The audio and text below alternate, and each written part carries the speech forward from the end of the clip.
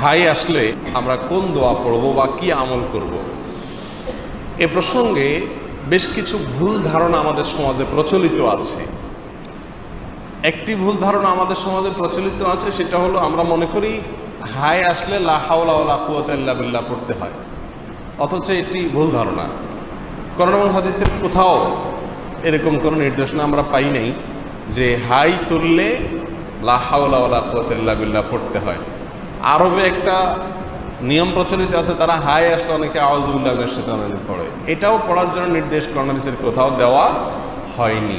তারপরেও নবী আলাইহিস সালাম বলেছেন হাই এটা শয়তান থেকে আসে, যেহেতু শয়তান থেকে আসে সেজন্য শয়তান থেকে আশ্রয় চাওয়া এটা দোষের না।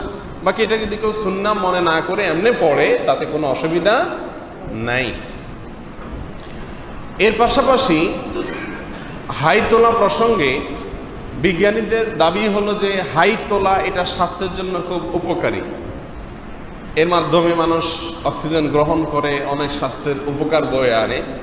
অপরদিকে আমরা দেখছি হাদিস বলছে, নবী আলাইহিস সালাম বলেছেন হাই এটা শয়তানের পক্ষ থেকে আসে, তোমরা এটাকে বাধা দাও। তো বিজ্ঞান বলছে হাই তুলতে দাও, আর হাদিস বলছে হাইকে বাধা দাও। আসলে বাস্তবতা কোনটা?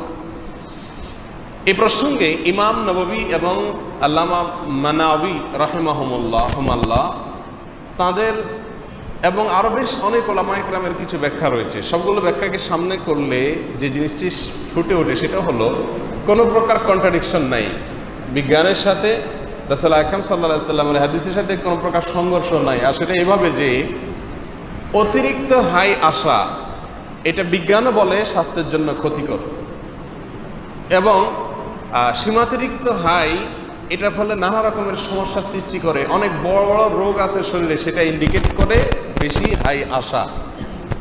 আবার মাঝে মধ্যে হাই আসা এটা কোনো দোষণীয় বিষয় নয়। রাসূল আকরাম সাল্লাল্লাহু আলাইহি সাল্লাম মূলত হাই আসলে বাধা দিতে বলেছেন। এক হাদিসে আসে বলেছেন তিনি হাত দিয়ে যেন মুখে বাধা দেওয়া হয়, ওয়ালিয়াদা আয়াদাহু আলা ফিহি, হাই আসলে হাই তুললে হাত দিয়া যে কোনোভাবে যেন মুখ বন্ধ করা হয়।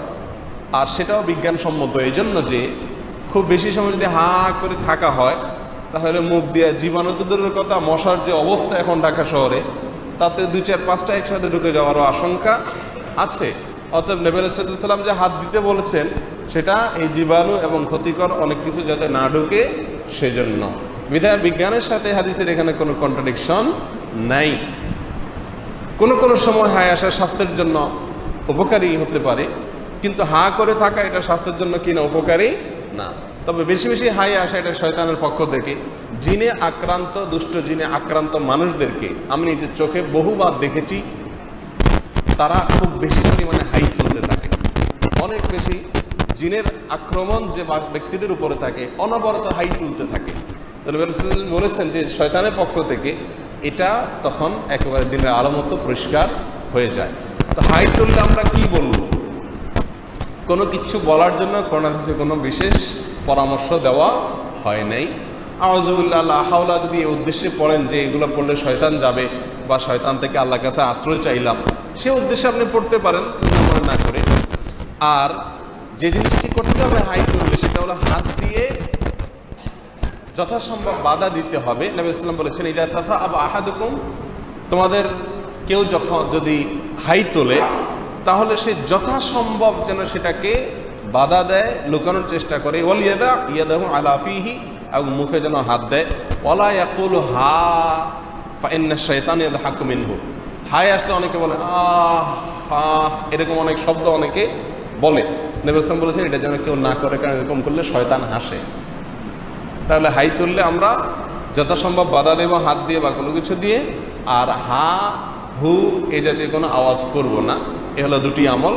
আর এর পাশাপাশি শয়তান থেকে আশ্রয় চাওয়া, লা হাওলা পড়া, এগুলা সুন্নাহ নয়। তবে শয়তান থেকে যেহেতু আসে জিনিসটা, বিদায় শয়তানের আশ্রয় চাওয়ার উদ্দেশ্যে আপনি পড়তে পারেন। আল্লাহু আ'লাম বিস-সাওয়াব।